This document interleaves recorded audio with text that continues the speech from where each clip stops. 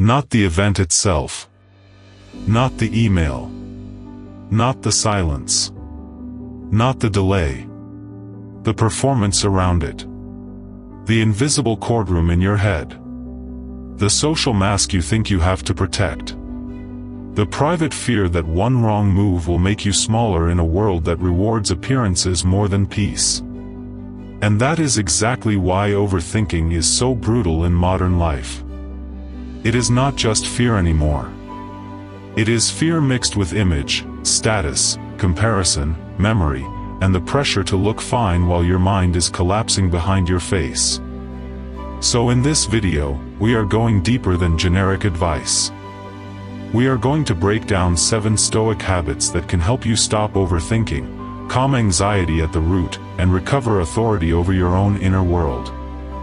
Not by pretending life is easy. Not by repeating soft slogans. But by seeing clearly, cutting through illusion, and learning how to stand still inside a culture that profits from your mental chaos. And stay with me until the end, because the last habit is the one most people resist the longest, even though it may be the most immediately effective when your mind starts spiraling at night. Maybe you know the feeling already. It is late. The house is quiet. Your phone is face down on the nightstand. No one is speaking to you. Nothing is actively happening. And yet your body acts like danger has entered the room. You replay something you said 3 days ago. You hear your own words again, but harsher this time. You imagine how someone looked at you. You turn one unread message into rejection. One delay into failure. One awkward conversation into a prediction about your future. Now your chest is tight. Your jaw is locked. Your breathing is shallow. You are lying in a safe bed, under a blanket, in a locked room, but your nervous system is acting like you are being hunted. A lot of people live like this and never say it out loud. They go to work tired. They answer emails while carrying invisible dread. They scroll, smile, nod, show up, perform competence, make small talk, and keep functioning. But privately, they are exhausted from fighting battles that never physically happened. This is one of the darkest tricks of modern life. Society teaches you to call this intelligence. It tells you that if you worry enough, predict enough, analyze enough, and rehearse enough, you can somehow control the future. As if your mind were built to conquer uncertainty by sheer force. But the Stoics saw through that lie a long time ago. They lived in a world far harsher than ours in the physical sense. War, exile, plague, betrayal, public humiliation, political instability, none of this was abstract to them. Marcus Aurelius wrote while carrying the weight of an empire. Epictetus was born into slavery. Seneca lived close to power and close to death at the same time. Their lives were not peaceful on the outside. What they built was something rarer. A disciplined interior that refused to become a puppet of external chaos. That is why Stoicism still matters. Not because it gives you cold quotes for hard days, but because it offers a mental structure strong enough to survive a culture built on provocation, comparison, false urgency, and emotional manipulation. And if we are honest, that manipulation is now everywhere. You are encouraged to react instantly. To interpret every silence. To monitor how you are perceived. To chase approval without admitting that you are chasing it. To stay digitally reachable and psychologically available at all times. A Machiavellian society does not always control people through force. Sometimes it controls them by training them to self-interrogate until they become too mentally tired to think clearly. So if you have been overthinking lately, it does not mean you are weak. It may simply mean you have been living too long inside a world that rewards performance and punishes stillness. Let us rebuild from the ground up. Habit 1. divide reality with brutal honesty. At the root of anxiety there is often one simple mistake. You are spending sacred energy on things that were never yours to control. This sounds obvious until you watch it happen in real life. You worry about how your boss interpreted your tone. You worry whether your client will reply. You worry about the economy, your reputation, the mood of your partner tomorrow morning, your child's future, the opinion of people who barely know you, the outcome of a conversation that has not happened yet. And none of that worrying feels passive in the moment. It feels productive. It feels responsible. It even feels moral, like you are being serious about life. But Epictetus cut through this confusion with ruthless clarity. Some things are up to us, and some things are not. That line is not philosophical decoration. It is survival. The moment you blur that line, your mind becomes a servant to forces it cannot command. And that is what overthinking often is. The ego trying to micromanage a universe that does not take orders. So the next time panic begins to rise, stop. Not later. In the moment. Ask one hard question. Do I have direct control over this, or am I trying to control how reality unfolds? Be honest. Not poetic. Honest. You control your effort. You control whether you tell the truth. You control how prepared you are. You control the standard you hold yourself to. You control the next action. You control your response. You do not control timing. You do not control another person's mood. You do not control public interpretation. You do not control whether life rewards you on schedule. That difference matters more than most people realize. Because once you stop trying to carry outcomes that were never assigned to you, something in the body begins to unclench. Not because life is solved, but because you stop dragging the ocean behind your ribs. Habit 2, amputate false time. A disturbed mind is rarely living in the hour it is physically inside. It is somewhere else. Back in an old argument. Back in a moment of embarrassment. Back in a failure you still revisit like a crime scene. Or forward, 5 months ahead, 5 years ahead, constructing disasters with the detail of a movie director. This is why overthinking feels endless. The mind can keep moving through time long after the body is exhausted. Seneca wrote that we suffer more in imagination than in reality. And once you really see that, your entire relationship with worry starts to change. Think about how many times you have suffered twice. First in anticipation. Then in the event. And often the event itself was smaller than the fear that announced it. Or worse, the event never came at all. The Stoic answer is not to become numb. It is to return to the only territory where life can actually be lived. This moment. That sounds simple until you are the one spiraling at 1:40 a.m. So make it practical. When your mind starts time traveling, interrupt it with physical specificity. What am I touching right now? What is the next task in front of me? What can be done in the next 10 minutes? What is real before me, not imagined beyond me? Sometimes the most powerful move is not some elevated spiritual insight. Sometimes it is washing the cup in your sink. Answering one email. Folding the shirt. Walking outside without your phone. Finishing the next honest thing. The past has lessons, but it does not deserve custody of your nervous system. The future deserves preparation, but not worship. The present is smaller than panic makes it seem. And that is its gift. You do not have to survive your whole life tonight.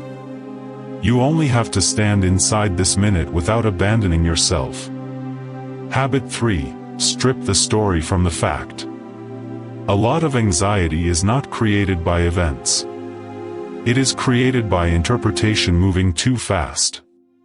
An email comes in late from your manager asking if you are free to meet tomorrow morning. That is the fact. But the mind rarely leaves it there. Within seconds it adds music, lighting, motive, and disaster. You're in trouble. You said something wrong. They found a reason. You're about to be exposed. This is the beginning of the collapse. See how fast that happens. One neutral event. One dramatic narrative. And suddenly your body is reacting to fiction as if it were confirmed reality. Marcus Aurelius trained himself to describe things plainly. Without excess. Without ornament. Without emotional paint. That practice is underrated because it sounds small.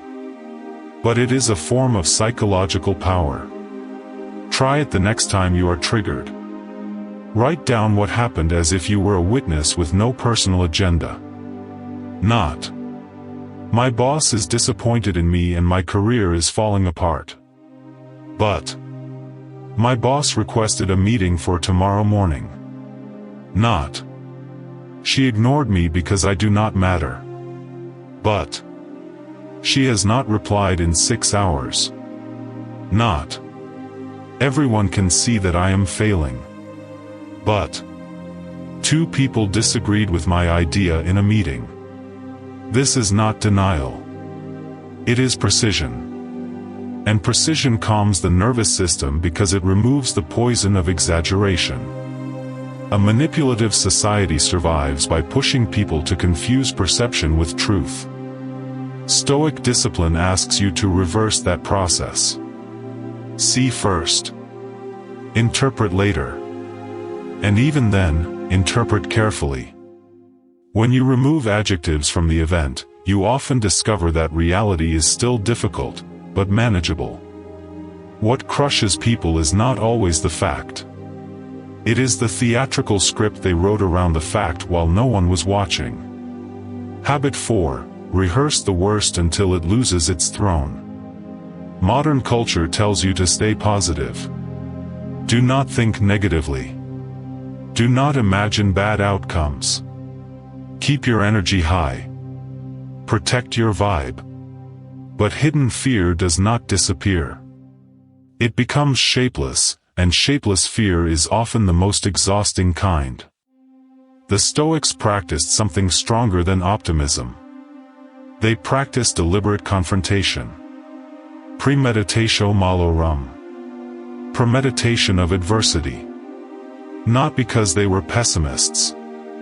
Because they understood that anxiety feeds on vagueness. Maybe you are worried about losing a job. About failing publicly. About a relationship ending. About making the wrong move and looking foolish in front of people who will not remember your name in 5 years. Instead of circling that fear for weeks, sit down and walk through it. What is the worst realistic outcome? What happens next? And after that? And then what remains? Maybe the project fails. Maybe someone judges you. Maybe money gets tight for a season. Maybe you have to rebuild your routine, your identity, your plans. Painful? Yes. Terminal? Usually no. There is a deep kind of freedom that comes when you stop treating discomfort like annihilation. A lot of overthinking comes from one hidden belief. If this goes badly, I will not emotionally survive it.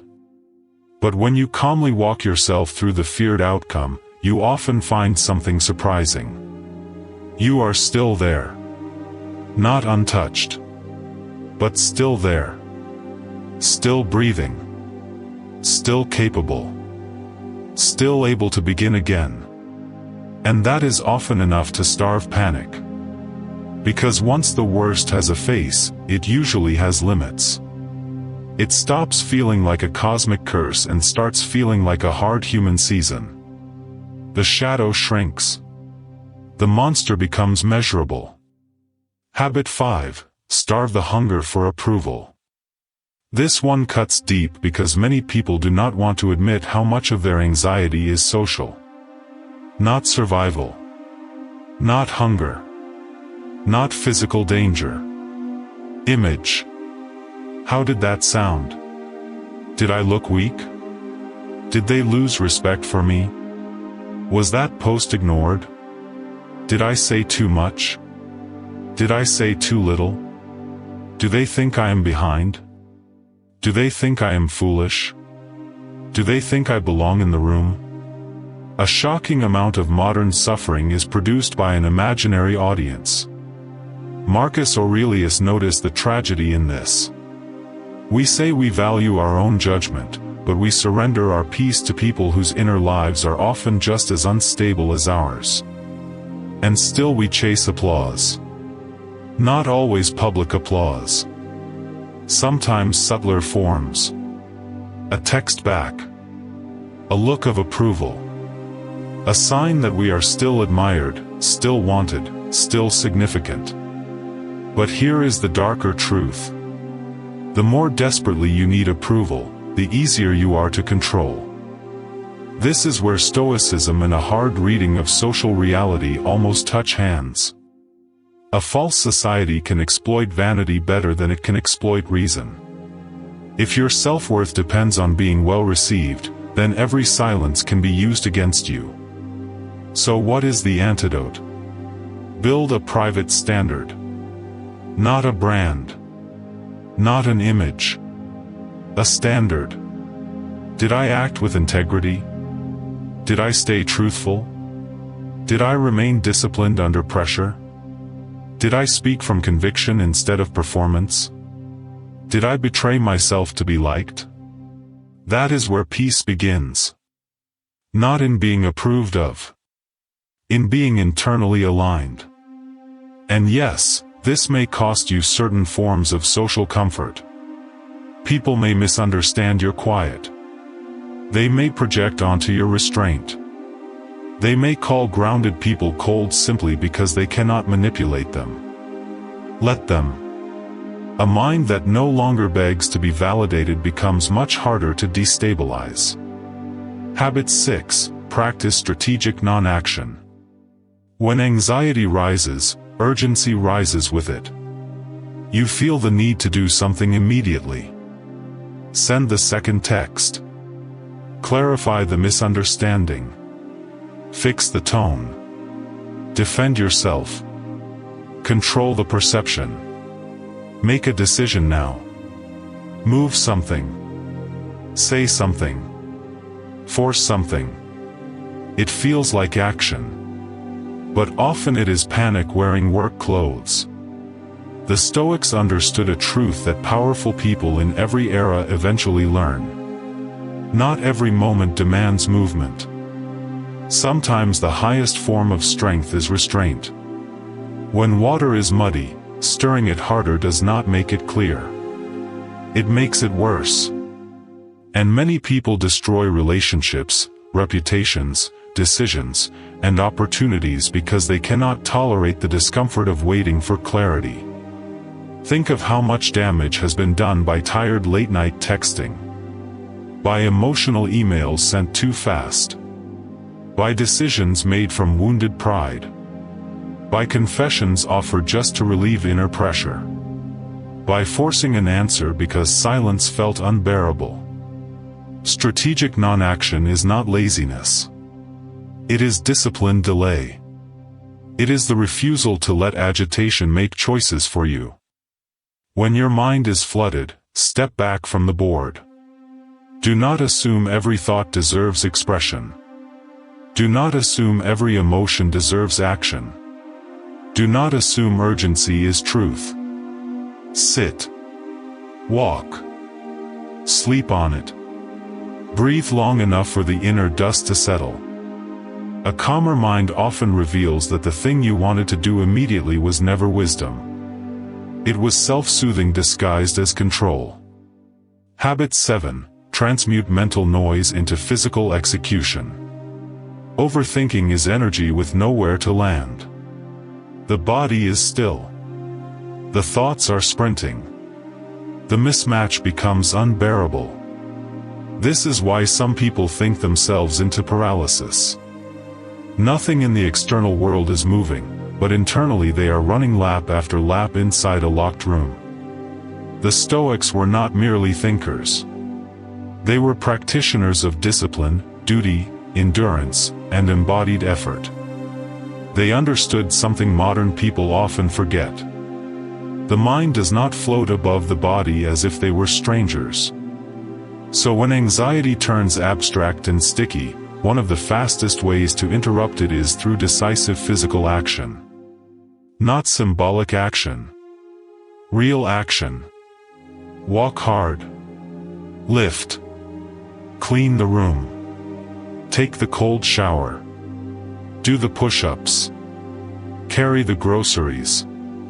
Fix the drawer. Scrub the sink. Move until the body remembers it is alive in the world, not trapped in a prediction. There is something profoundly stabilizing about honest physical effort. It returns you to gravity. It narrows thought. It reminds you that life is not just interpretation. It is contact, breath, movement, friction, sweat, rhythm, repetition. And for many people, this is the habit that changes everything. Because you cannot always reason your way out of a spiraling state in real time. Sometimes the mind needs to be interrupted, not persuaded. That is not weakness. That is wisdom. You are learning which tool the moment requires. Now step back and look at the full picture. These 7 habits are not separate tricks. They are a system. First, you stop trying to control what was never yours. Then you return from false time into the present. Then you strip away dramatic fiction and face facts cleanly. Then you confront the feared outcome instead of feeding its shadow. Then you withdraw your worth from the crowd. Then you refuse to act from panic. Then you move your body so your mind can stop feeding on itself. What happens after that is not magic. It is quieter than magic. Stronger too. The nervous system stops receiving the same lies. The mind loses some of its appetite for catastrophe. You begin to notice spirals earlier. You recover faster. You trust yourself more. Not because life became safer, but because you became less available to inner manipulation. That may be the deepest lesson here. Anxiety often feels like an attack from outside. But many times it is an occupation from within.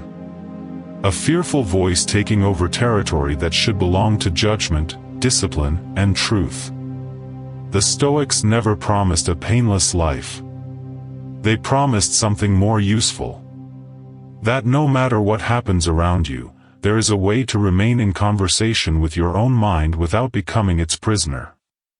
And in an age built on distraction, provocation, status anxiety, and emotional theater, that is almost a rebellious form of freedom. So if any part of this felt uncomfortably familiar, do not take that as shame. Take it as recognition. You are not broken because your mind has been loud. You may simply be overdue for a stronger philosophy and a more disciplined way of carrying yourself through modern noise. Start small. Pick one habit. Use it tonight. Use it the next time your chest tightens over something you cannot control. Use it when your mind tries to build a catastrophe out of silence. Use it when the imaginary audience comes back asking for worship. And then pay attention to what changes. Not all at once.